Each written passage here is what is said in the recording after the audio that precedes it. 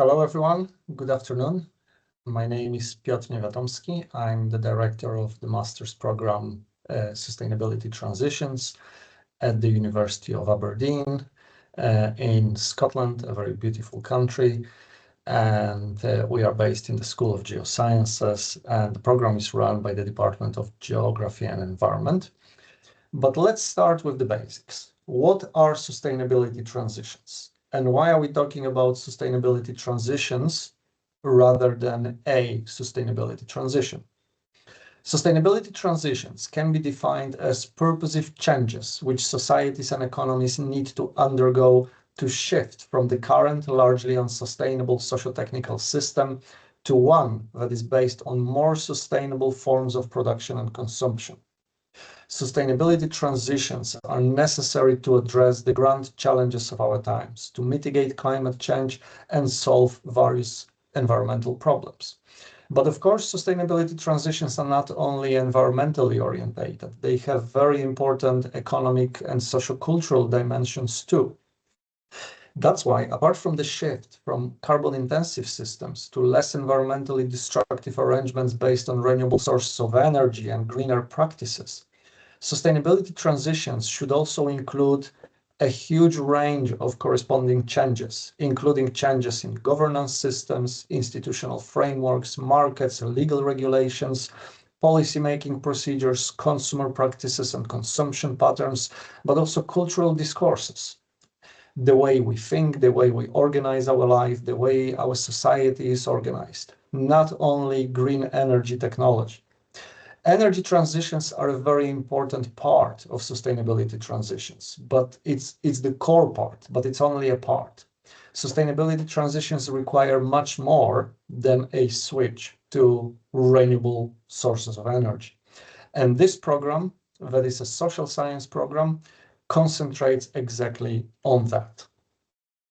So we know exactly what we want to achieve. We want to address the grand challenges of our times. We want the world to become a better place. We want sustainable development to finally materialize.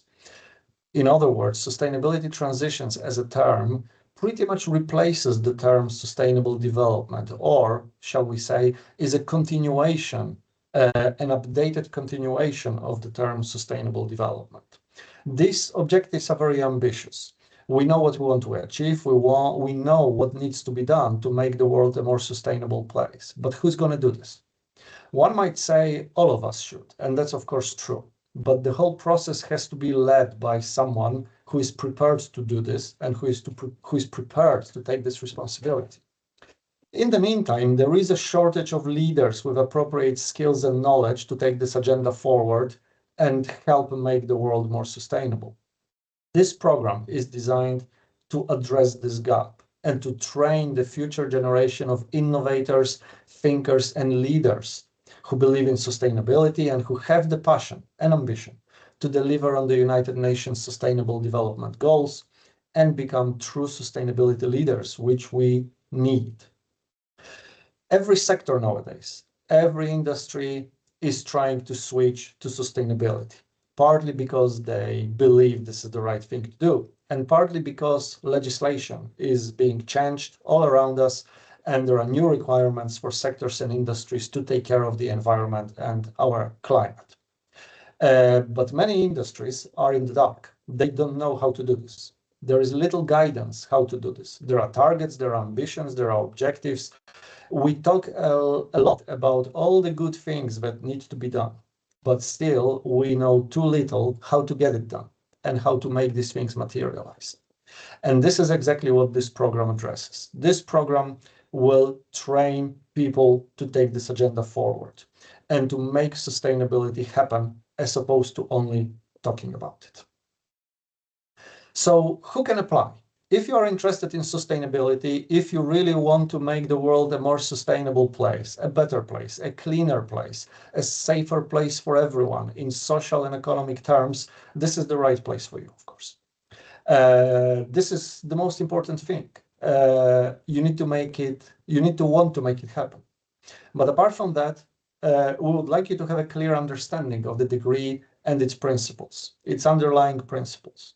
You should have at least a 2-2 honors degree or equivalent in any sustainability-related discipline, which usually includes disciplines like agriculture, business, ecology, environmental science, environmental management, environmental economics, environmental engineering, forestry, geography, geology, law, marine science, planning, politics, sociology, soil science, zoology, and many, many others. We have had students on this program from disciplines like psychology, agriculture, heavy engineering, transport studies, and so on and so on. Everyone is welcomed.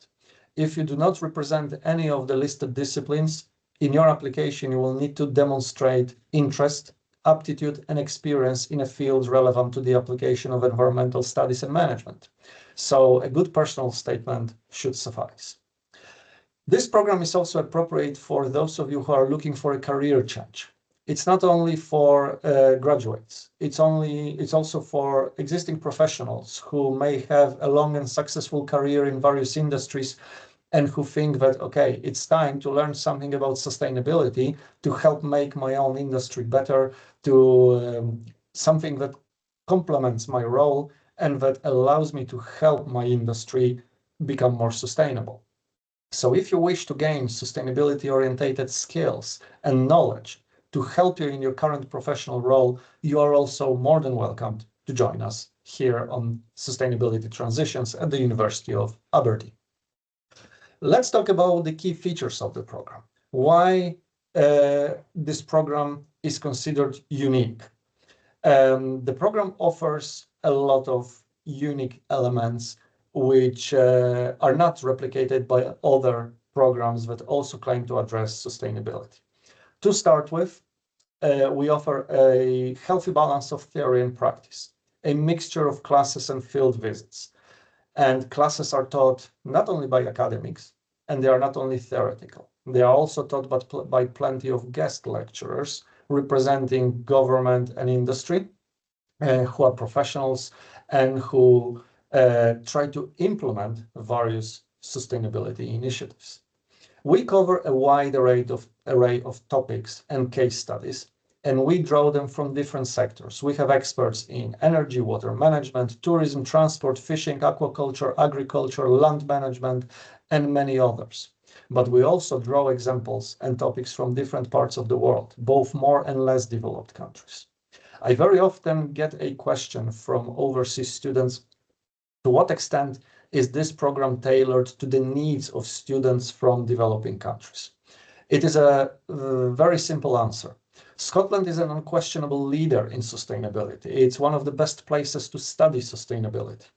There is a lot of good things happening here, both at the policy level and on the ground. So we do draw a lot from here to disseminate good practice and to disseminate the knowledge that is available here all around us. But we also acknowledge fully that a lot of good things are taking place elsewhere in the world, in different parts of the world, things that are context specific, that are tailored to the local cultural, social, economic, political, institutional context. And we also try to include many topics and many case studies from other countries. We have guest lecturers representing other contexts, and we also cover different topics deriving from our own research in other parts of the world. As I mentioned before, classes are taught not only by academics, but also many guest speakers. That includes lecturers from other universities and other schools, if they are experts in their fields, but also representatives of different industries, different policy experts, consultants, and representatives of various external organizations, public and third sector. This program also offers an opportunity to acquire skills that can be applied globally across government, industry, and business, including employment-ready skills such as grant preparation, policy development, and project leadership. So when I said before that we train the future generation of sustainability leaders, I exactly meant what I said. This program is very unique and very universal in this respect, because everyone can find something interesting for themselves, regardless of their background, regardless of their undergraduate studies, as long as sustainability is exactly what you want to achieve. Let me spend a few minutes talking about the individual courses. There are 8 courses on this program, 4 in the first half session and 4 in the second half session. And the final course, the 9th course, is a project course that students do in the summer. The first and the core introductory course is called Sustainability Transitions, Challenges and Opportunities. And this course provides a theoretical and historical review of how the notion of sustainability has evolved over the years, from early environmental concerns through the concept of sustainable development and the notions of green growth and the green economy to the current state-of-the-art concept of sustainability transitions. This course also covers a number of examples and case studies that address various technological, political, economic, and sociocultural challenges which transitions to sustainability should overcome, and which show that sustainability transitions are doable, are possible. But of course, there are barriers and there are challenges that need to be overcome first. Of course, if we are talking about saving the planet and saving the environment, we need to have a better understanding of contemporary environmental challenges.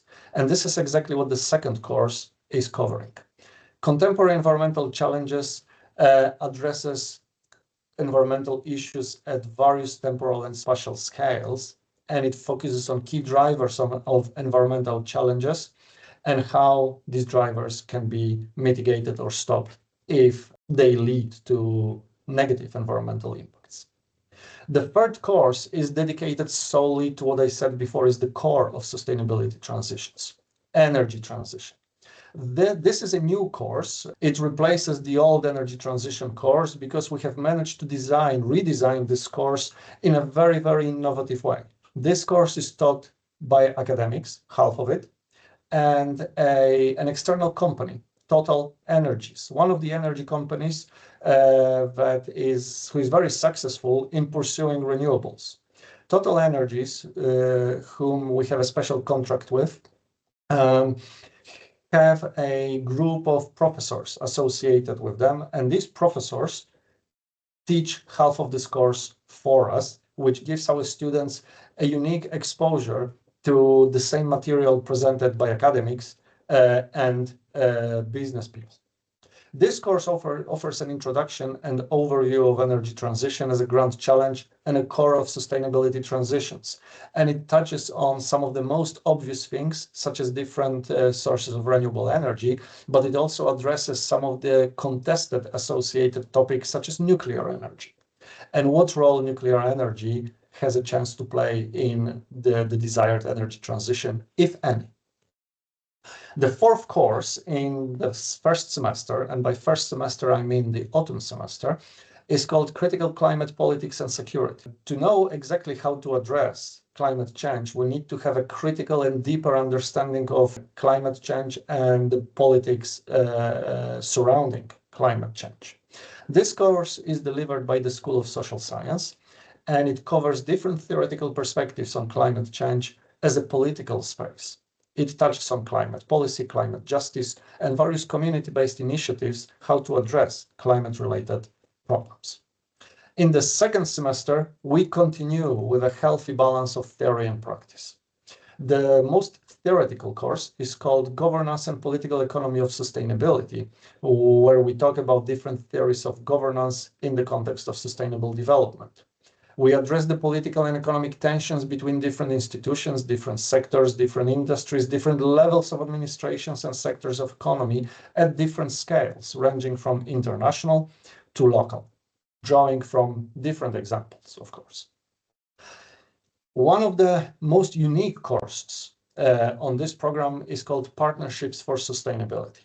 As the UN Sustainable Development Goals say, partnerships is an important tool for sustainability. And we need to seek public-private partnerships and various other network arrangements to promote sustainability, sustainable practices and initiatives. This course covers concepts and practices that form the basis of sustainability partnerships, and it also addresses various theoretical ideas around partnership formation and practical case studies of partnerships. In order to help students prepare for their final projects, we have a course called Research Methods, that covers relevant research methods for the analysis of environmental, rural land and property resources, and which is a key building block for the dissertation or partnership project that students undertake over the summer. So this course pretty much trains students how to undertake social science research related to sustainability. So this is like a training course for your final project. But at the same time, in the second semester, the program includes a course delivered by the business school, how to make students, sustainability transition students, true sustainability leaders. This course covers different leadership theories and approaches, and it addresses how personality, past experience, current situations and culture, and many, many other factors and variables shape leadership. This course is exactly what I mentioned before. It helps students who have a lot of sustainability-related knowledge to become leaders and to implement this knowledge to make the world a more sustainable place. We, of course, need to say a few words about final projects. Final projects that most of the time are a gateway to attractive employment. I still haven't said that, but we are very, very proud that this program has a uniquely high employability level. Over 90% of our graduates find attractive jobs in different sectors, different industries, and different countries, ranging from local partnerships and community initiatives to different sectors of the government in various countries. But in order to be competitive in the job market, everyone first has to complete their final project. In this course, students produce an independent piece of work that demonstrates advanced knowledge of a selected aspect of sustainability transitions. Students demonstrate their ability to develop relevant research questions and collect, analyze, and interpret data to address their chosen research objectives. Two pathways are possible. Because it is a master's program, students can choose to write a conventional academic dissertation, which is a conventional academic piece of work. But of course, if you're interested in academic careers and you're thinking of pursuing a PhD degree after this program, this is the best pathway for you because this will help you become an academic researcher. But many of you will want to go back to industry and do something practical. That's exactly the reason why this program is filled with opportunities to gain practical skills. And that's why instead of academic dissertations, you can choose project placements with one of our partner organizations. If you choose a project placement, you will work on a project, a real-world project designed and proposed by a partner organization, and you will be doing this in collaboration with them. Unlike academic dissertations, where you can choose your topic yourself, these projects are real-world. These projects exist. They are designed and perhaps already pursued by someone else because they need them to be done. So you have a chance to gain practical skills and to work with an external organization and gain practical experience before you even graduate. This is a unique feature of this program. This is also a feature that earned the program a Green Gone Awards nomination in 2022. We have many partners. We work with many local organizations, but also with some high caliber organizations in Scotland. And many of them offer project placements to our students. And what is more, some of these partners subsequently offer employment to the students who do projects for them. And we have seen it that in September, students who finished projects for external partners were offered a job almost straight away in some cases. Again, let me emphasize that this opportunity gives students a chance to gain practical experience and to work with an external partner before you even graduate. And as you may know by now, usually most programs do not offer opportunities like this. You need to wait until you graduate, until you have a chance to have an internship or any other opportunity to gain practical experience. So who are our partners? As I said before, we work with a range of partners, and this slide only lists some of them. We are based in Aberdeen City, which is surrounded by Aberdeenshire. So we work with both councils, the Aberdeen City Council and the Aberdeenshire Council. We work with the Aberdeen Renewable Energy Group. We work with Scotland Community Foundation, but we also work with Scottish Enterprise, which is a countrywide organization. We work with the local transport partnership called Nestrans, so North East Scotland Transport Partnership, a climate organization called Nescan, and a charity called Aberdeen for a Fairer World. And this is only a list of some examples. This year, for instance, we have developed a collaboration with the Port of Aberdeen. We also have a track record of working with some private businesses and private companies, mainly thanks to Scottish Enterprise, who very often arranges project placements with private businesses for our students. So what our alumni say? I picked two quotes for this presentation. Hannah, who graduated 2 years ago, said, "The program cultivates a holistic understanding of sustainable development, which is key for roles in policymaking, research, and implementation of sustainable practices. I would recommend this MSc program to others because I feel it developed my knowledge and skill set for the working world, as well as the opportunity to meet fellow students from across the world and share our cultures and experiences." Parul, who graduated in 2022, who is currently Energy and Sustainability Manager at Edinburgh Leisure, said, "There was an amazing support system in place for the students. We were also given the opportunity to work with our partner organizations for a sustainability project, which helps us get the real world understanding of sustainable development." These are only two quotes out of from the very long list of different testimonials provided by our graduates. Indeed, more examples of what our graduates ended up doing after completing this program. One of our graduates is a graduate transport officer working for the local transport partnership in the northeast of Scotland. We also have an environmental manager working for NHS Grampian, the local health board. I mentioned Parul, who is the Energy and Sustainability Manager at Edinburgh Leisure. We have a development enterprise manager in one of the local charities. One of our students from the 2022 cohort is pursuing their PhD at the University of Hull. From the following cohort, one student became Sustainability and Effectiveness Supervisor at the University of Maryland in Baltimore in the United States. I mentioned Hannah before, who is Graduate Sustainability Consultant for HDR. There is also an environmental sustainability coordinator at Texo, one of the big companies in the northeast of Scotland. And we also have a graduate net zero consultant working for Mott MacDonald in Glasgow, one of the big energy companies in the country. So as you can see, our graduates very often secure high-level, high-caliber jobs, which is exactly what we want.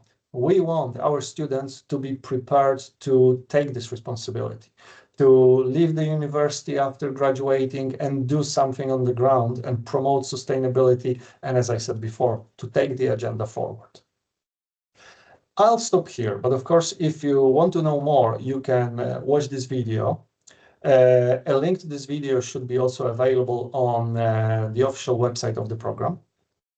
And of course, if you have any questions, you can see my email address at the bottom of the slide. I will be very happy to answer your questions.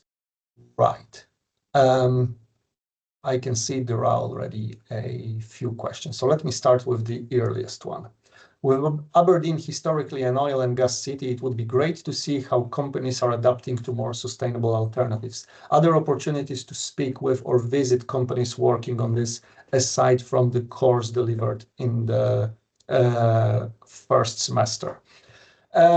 We try to facilitate things like this, depending on different companies' availabilities.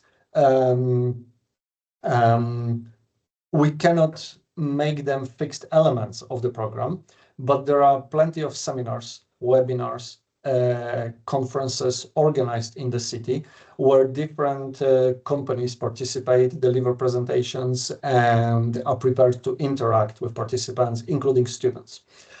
So yes, we try to facilitate that. We always announce and advertise opportunities like this. Of course, apart from the actual companies doing this, all these issues are covered and discussed by other lecturers, and that includes external guest speakers. We also provide access to literature, and of course, you can follow press articles about this transition. This transition is happening as we speak. and almost everyone refers to this directly or indirectly. So generally, the answer is yes, absolutely. There are opportunities to get to know more about that.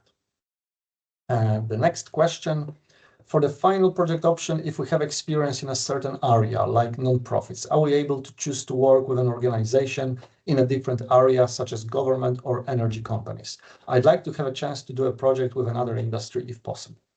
Yes, absolutely. What is more, I would even encourage this. So we get projects from different organizations. Usually, we have enough projects for every student to have a chance to pick one. It hasn't happened to me yet that I had fewer projects than students, but of course, it always depends on who's available to work with us and who wants to submit a project. So absolutely, yes, we have projects from different sectors, different organizations covering different issues.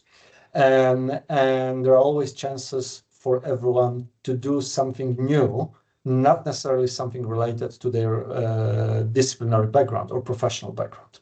So absolutely, again, the answer is yes. Are all costs, books, field visits included in the tuition fees? So generally, you are not expected to buy any books because all the readings we recommend are available free of charge from the library. Or in electronic format through the library website from the library catalog. So we can say yes, all the costs are included. Of course, if you choose to buy your own book, you can certainly do this, but we rely on many books rather than some dedicated specific textbooks.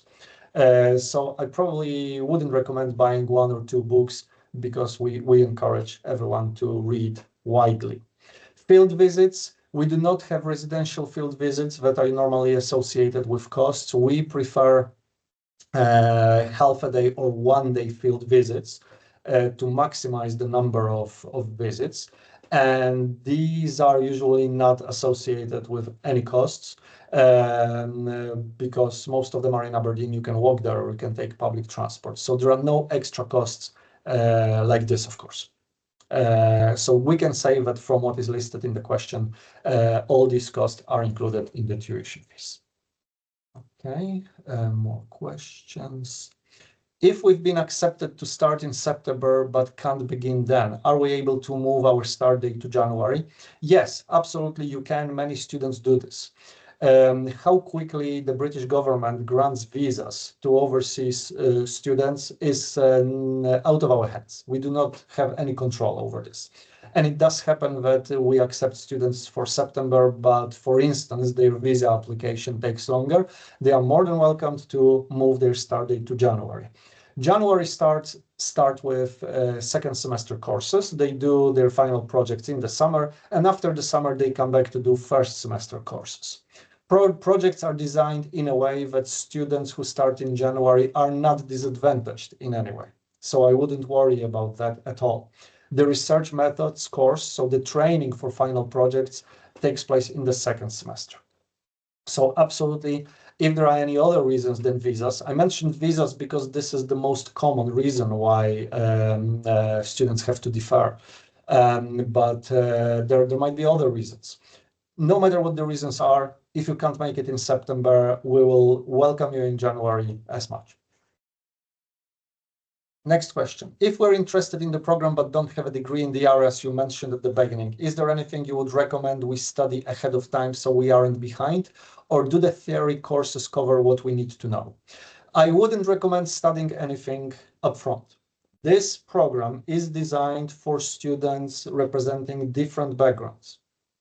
And we do not let anyone stay behind. We always offer help. We always recommend additional reading. The theoretical courses equip all our students with the necessary theoretical conceptual understanding of the issues we cover in this program. So in other words, no matter what disciplinary background you represent, you come from, you are welcome to join us. This program is appropriate for you, is suitable for you as long as you want to do something about sustainability in the world. It's true that depending on your first degree and your disciplinary background, you may find some things easier or more difficult. But we always offer additional help and support to help you compensate for this. I've never seen any major issues. I've had students coming from psychology, architecture, or heavy engineering, and graduating with the highest possible mark. So it is possible. It is absolutely possible. You will not be disadvantaged in any way, and there will be a system of support in place. So please do not be afraid. If you think I did not list your background discipline in one of my slides earlier today. Right, there are still some questions. Thank you, that's helpful. Other scholarships available we can apply for. There are some scholarships available, but that's not something I personally deal with. I'm the director of the program and I'm responsible for the academic side of things and the actual education which the program delivers. If you visit the official website of the program, available scholarships will be listed there, of course, so please do this. All scholarships are very competitive, of course, as you surely know, but there are scholarships available. Next question is, what's it like living in Aberdeen? You mentioned being able to walk or use public transport for field visits. Is it an easy city to get around? Is it close to other cities? So it depends how you define close. It's a 2.5 journey by train from Edinburgh and 2.5 journey by train from Glasgow. So in British terms, it's close enough. There are other big cities, Dundee, an 1.5 hour drive or an 1.5 hour by train from Aberdeen. We are not as remote as sometimes people say Aberdeen is. We are a 2-hour journey by train from Inverness. There is public transport. Aberdeen is a very friendly place. I came here 13 years ago and I've stayed ever since, and I have no intention to move. I like it here, it's my adopted home, and I really enjoy living in such a nice corner of Great Britain. Aberdeen is safe. I think recently it was chosen to be the second safest city in the UK. I don't remember exactly what ranking it was, but I remember exactly reading about that. It's also a very international place, potentially because of its past association with the oil industry. And this association with the oil industry is still in place, but of course it's gradually diminishing now. It is an international place. There are 2 universities here. It has plenty of sights to see, and it has a beautiful natural environment around, ranging from nice cliffs and sandy beaches around the city to the Cairngorms and the highlands and the beautiful mountains. So it is a very pleasant, nice, safe and friendly city to live. Because the oil industry is not as strong as it used to be, it's no longer an expensive city to live. 15 years ago, it was very expensive. Now it's not. It's a very affordable place with plenty of things to do, with plenty of things to see in the city and around. So I love it. I'm sure you will too. And if you read about Aberdeen, don't get scared by what people say about the weather in Aberdeen. Weather in Aberdeen is better than elsewhere in Scotland. Because Aberdeen is located in the rain shadow of the Highlands and the Cairngorms, Aberdeen is one of the driest places in Scotland. It is also one of the sunniest places in Scotland.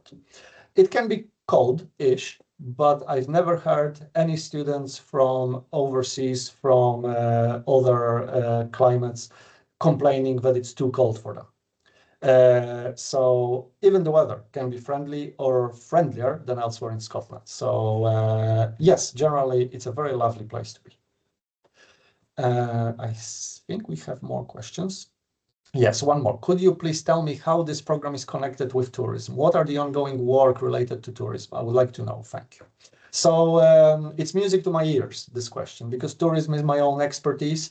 I personally specialize in tourism, and different courses address different tourism-related topics.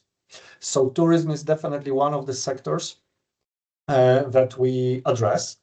And tourism is very often chosen as one of the topics for final projects. However, not necessarily the tourism only. For instance, relations between tourism and transport. So tourism is an important sector that needs to become sustainable when if we want to make the world a more sustainable place. So we could not talk about sustainability transitions and call the program comprehensive enough if we did not address tourism at least a little bit. So there are topics about tourism, there are lectures about tourism, there are also guest lecturers talking about tourism based on their own research.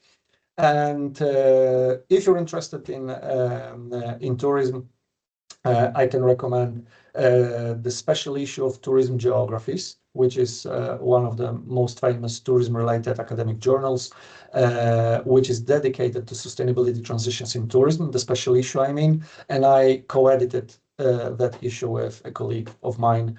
So we actually made a link between tourism studies and sustainability transitions. And this is hopefully the best evidence that in this program, which I'm responsible for, we do our best to cover tourism, because that's an important sector, no matter if you are interested in tourism or not. If you want to understand sustainability, then of course, tourism is definitely one of the sectors to address. So yes, tourism is definitely one of the options here.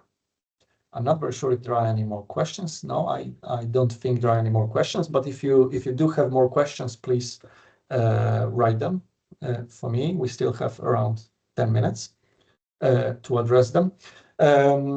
I forgot to mention one thing. We are a very international program. Over the last 4 years, we have recruited students from nearly 40 countries from all 6 continents. Apart from Europeans and British students, both Scottish and English, we have had a lot of students from different African countries like Nigeria, Ghana, Kenya, Uganda, Tanzania, many Asian countries, Pakistan, Iraq, Saudi Arabia, India, Bangladesh, Indonesia, Malaysia, Japan. But also we have had students from Australia. We have had students from South America, Brazil, Argentina, Peru. We have had students from North America. So this program is also an opportunity to interact and get to know people from all over the world. This is an amazing learning opportunity for everyone, because when students are asked to develop presentations on topics of their choice, they usually draw from their own experiences in their home countries, which links back to what I said about the program covering case studies from various parts of the world. If each student talks about what they learned in their home country, everyone else in the class has a chance to learn the same, which is amazing. No other program offers this. No other program is as international as this one. And this is what I love about this program the most, an opportunity to interact with people from different parts of the world, an opportunity to learn from each other. And I can assure you, I also learn a lot from every student coming to study sustainability transitions in Aberdeen. Everyone's welcome. And I keep saying, if we want to do something about sustainability, we need to start with ourselves. Social sustainability is very important, and we need to know how to work with each other, live with each other, and live in peace. So learning together with students from so many different parts of the world is a great feature of this program, which I personally, as the director of the program, appreciate very much. Every single year, our cohort is very integrated, a group of friends, and that's a very, very pleasant thing to see from my perspective. That's what I always encourage, and that's what I value about this program very much. I don't see any more questions. I can wait a minute or two more. Please don't be afraid if you have a question to ask. All questions come up as anonymous, so I can't see names. I thought I'd mention this just in case that stops you from asking any questions. this city, the university, and our school welcome everyone. We are a very welcoming environment. We offer a supporting environment for everyone. If you are a master's student in our school, you are becoming an important part of the school community.